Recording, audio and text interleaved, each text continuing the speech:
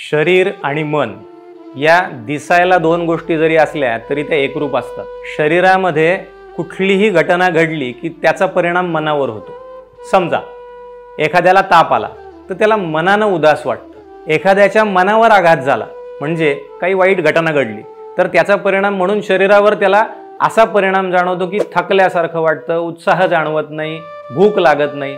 आणि आयुर्वेद शास्त्र असं सांगतं की शरीराच्या रचनेच्या बाबतीत विचार करताना 7 धातू 3 दोष यांच्याही पलीकडे जाऊन जेव्हा आपल्याला सूक्ष्म देहाचा विचार करावा लागतो त्याच्यामध्ये अंतःकरणामध्ये मनाचं स्थान सांगितलेलं। त्यामुळं हृदयाच्या स्थानावरती मनावरती आघात झाला की शरीरावर त्याचा परिणाम दिसतो।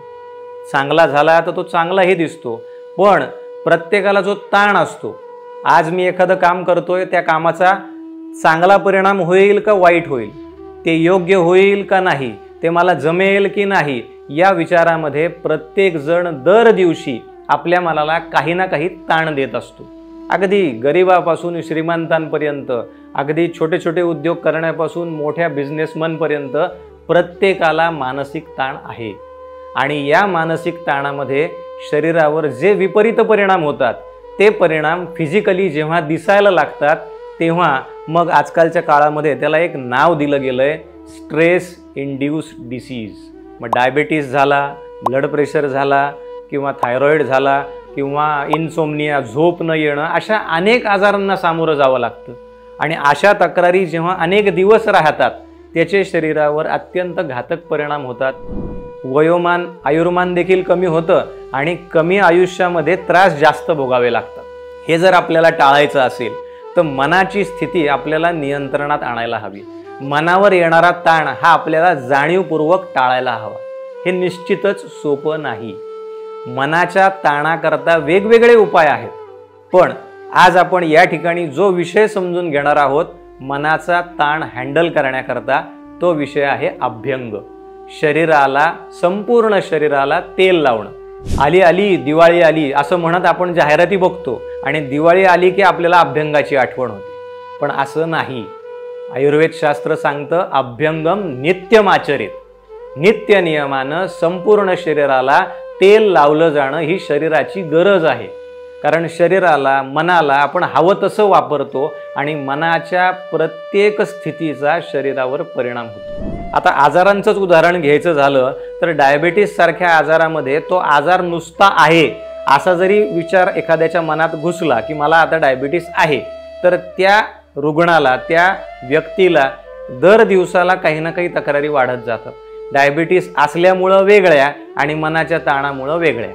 शिवाय व्यवहारातला ताण हा असतोच। मग या ताणाला मी हलकं कसं करणार? सुरुवातीला आपण जे समजून घेतलं की मनाचं स्थान हे आपल्या हृदयाच्या ठिकाणी आहे, आतल्या बाजूला आहे। शरीराचा जर आपण रचनेचा विचार केला तर मनापर्यंत एखादी गोष्ट आपल्याला पोहोचवायची असेल तर त्याला सातत्याने काही उपाय करावे लागतात। जसं आपल्याला माहिती आहे की एकाग्रता जर आपल्याला हवी असेल तर रोज थोडा वेळ बसण्याची आपण प्रॅक्टिस करायला हवी। अगदी तशाच पद्धतीनं नित्य नियमानं जर आपण अभ्यंग केलं, तेल लावलं, तर ते शरीरामध्ये खोलवर जातं। जर मला हाडापर्यंत जर का तेल पोहोचवायचं असेल तर मी पाव वाटी तेल लावलं तर त्याच्यातलं अर्धा चमचा तेल हे हाडापर्यंत जातं। आणि हे नित्य नियमानं लावलं तर त्या स्निग्ध गुणाचा, अभ्यंगासाठी वापरलेल्या तेलात जे स्निग्ध गुण असतो त्या स्निग्ध गुणाचा परिणाम हा थेट मनावर होतो। आणि मनामुळं शरीरामध्ये जी रुक्षता निर्माण होत असते ती रुक्षता घालवण्यासाठी तेला इतका उत्तम उपाय नाही। बरं, आजकाल आहारातलं तूपही कमी करतात। मग आहारातलं तूप बंद, बाहेरनं आपण स्ट्रेसमुळे शरीरामध्ये रुक्षता वाढवतोय, या सगळ्या ह्याच्यात गोड पदार्थही घेत नाही, म्हणजे एकंदरीत स्निग्धता प्रचंड कमी झालेली।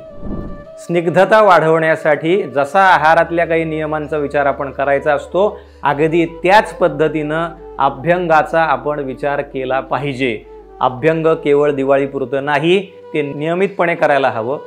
कोणी, कोणत्या तेलानं कसं अभ्यंग करायचं हे जाणून घेण्यासाठी आपण आवर्जून एकदा भेटा। मी वैद्य अनिकेत घोटणकर, दिव्य स्पर्श आयुर्वेद रुग्णालय व संशोधन केंद्र यांच्या वतीनं अभ्यंग हा विषय आपल्यासमोर ठेवतोय। धन्यवाद।